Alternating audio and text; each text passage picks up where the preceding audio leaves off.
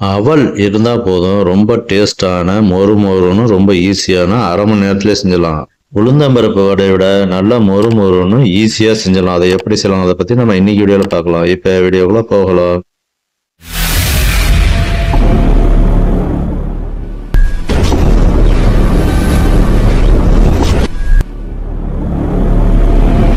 Welcome to family recipes Tamil.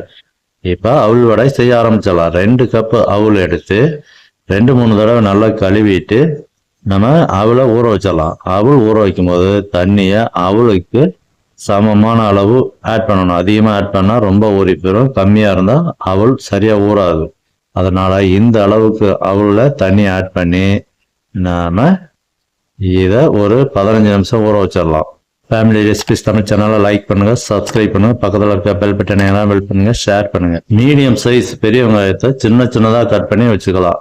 3 பச்சை மிளகாயை சின்ன சின்னதாக கட் பண்ணிக்கலாம். துருவின இஞ்சி கொஞ்சம் லைட்டாக சின்ன இஞ்சியை துருவி ரெடியாக வச்சுக்கலாம். கொத்தமல்லி கொஞ்சம் சின்ன சின்னதாக கட் பண்ணி வச்சுக்கலாம். கருவேப்பிலை கொஞ்சம் தேவையான அளவு. ஊறின அவலை எடுத்து நாம பிசைஞ்சுக்கலாம். பார்த்தீங்களா, இந்த அளவுக்கு ஊறி இருக்கணும். இது கரெக்டான பதம். இப்போ நம்ம நல்லா அவலை பிசைஞ்சு மாவு மாதிரி செஞ்சுக்கலாம். இந்த சமயத்தில் 3 ஸ்பூன் அரிசி மாவு போட்டுக்கலாம். 2 ஸ்பூன் ரவை போட்டு நல்லா பிசைஞ்சிட்டு ஏற்கனவே கட் பண்ணி வச்ச வெங்காயம், பச்சை மிளகாய், கொத்தமல்லி, இஞ்சி, கருவேப்பிலை, உப்பு போட்டு நல்லா பிசைஞ்சுக்கணும்.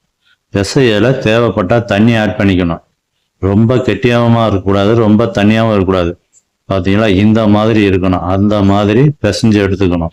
மாவை நல்லா உருட்டிட்டு இந்த மாதிரி வடை சேப்பை ரவுண்டாக அமுத்தி நடுவில் கையை வச்சு அமுத்தினோம்னா ஓட்டை விழுந்துடும். பார்த்தீங்களா, இந்த மாதிரி வச்சுட்டு இலையில எண்ணெயை தடவி அது மேலே வச்சிடலாம்.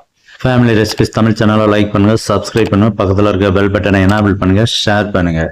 கடாயில் எண்ணெய் ஆட் பண்ணி மிதமான சூட்டில் இருக்கணும். அதிக ஹீட்டில் இருந்துச்சுன்னா வடை கருத்து போயிடும், உள்ள வேகாது.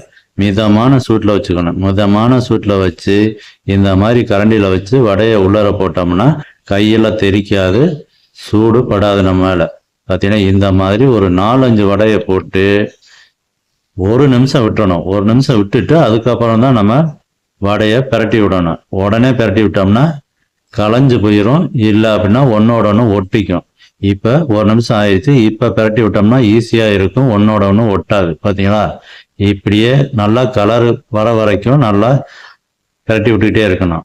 இப்போ நமக்கு அருமையான வடை ரெடி ஆயிடுச்சு. இந்த மாதிரி செஞ்சு கொடுத்தா பெரியவங்கள்லேருந்து சின்னவங்க வரைக்கும் நல்லா விரும்பி சாப்பிடுவாங்க. நம்ம மெதுவடை சாப்பிட்றத விட இது நல்லா மொறு மொறுன்னு நல்லா டேஸ்ட்டாக இருக்குது. இப்போ அருமையான வடை ரெடி.